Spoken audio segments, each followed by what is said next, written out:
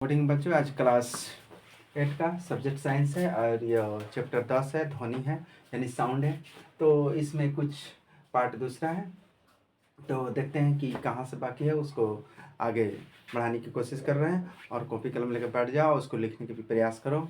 और सबसे पहले कि जब भी अगर लेट से भी सुनो तो उसको 2 बार 3 बार सुनने पर भी याद कर लो जो भाषा, क्योंकि सुनने पर भी याद हो। इसको रिपीट कर कर बार बार 2 बार 3 बार सुनने का भी कोशिश करो, जिससे तुमको बात समझ में आ जाए और ज़्यादा दिन तक याद रखे।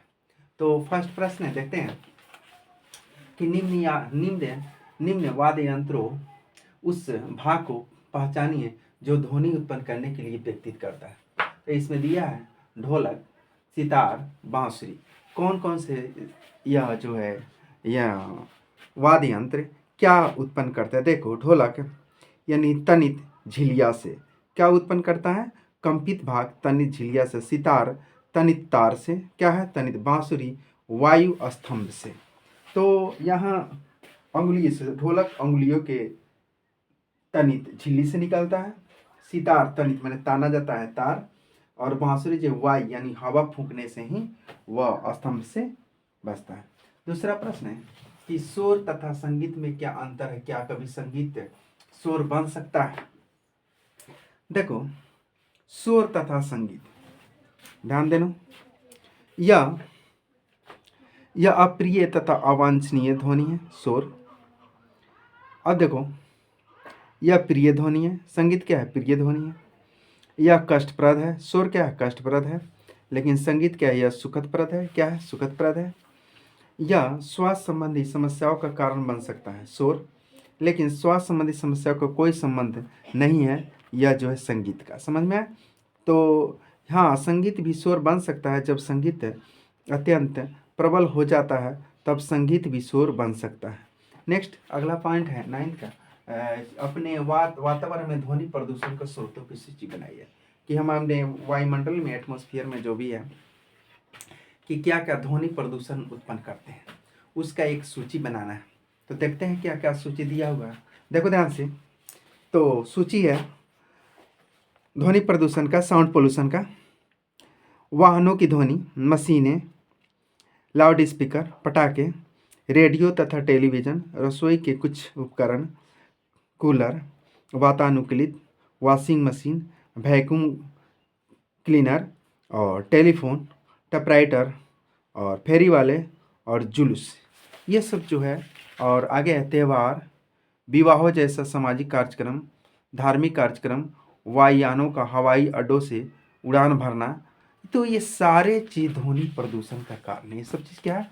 ध्वनि प्रदूषण का कारण है। नेक्स्ट, अगला, वर्णन कीजिए कि ध्वनि प्रदूषण मानव के लिए किस प्रकार हानिकारक है। किस प्रकार यह जो हानि पहुंचाता है ध्वनि प्रदूषण। देखो, तो यह देखो, ध्वनि प्रदूषण मानव के लिए निम्न प्रकार से हानिकारक है। ध्वनि प्रदूषण से अनिद्रा उत्पन्न होती है, नहीं नींद होता है। उच्च रक्तचाप उत्पन्न होता है यानी ब्लड प्रेशर बढ़ जाता है। सुनने की क्षमता अस्थायी अथवा अस्थायी रूप से कम हो जाती है। और चिंता जैसे विकार उत्पन्न होते हैं। चिंता जैसे विकार उत्पन्न होते हैं।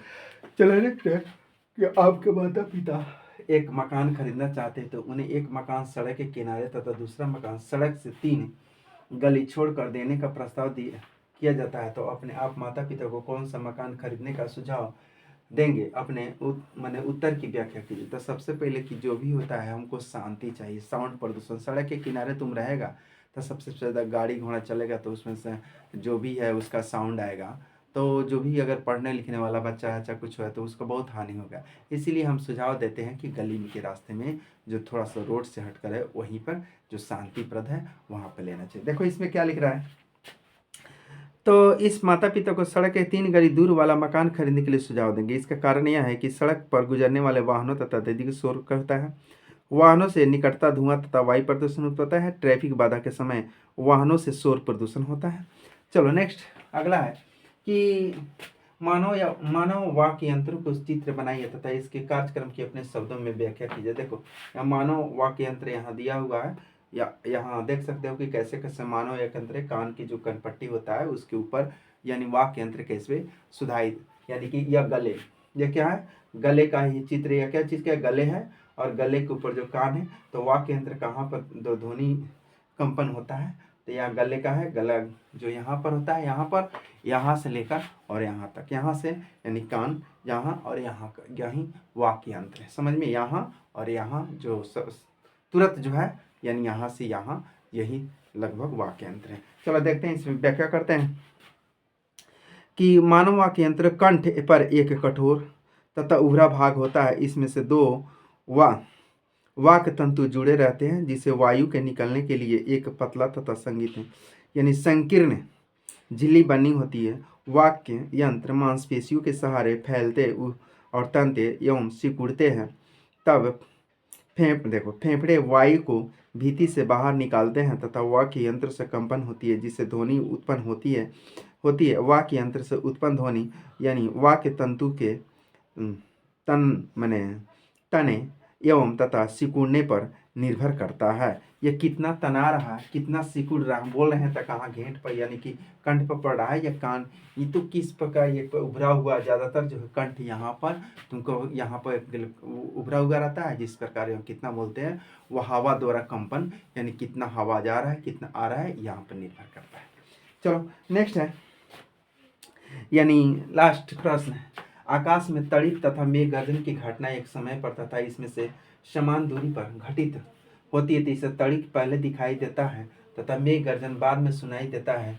क्या आप इसको व्याख्या कर सकते हैं? देखो, सबसे पहले कि यह जो है सबसे तेज रफ्तार की बात है। तुमको कहा जाए कि हमको क्या दिखाई देता है, जब भी बारिश के दिनों में जब देखेगा तो यानी कि साउंड यानी आवाज़ से पहले प्रकाश की चाल होती है।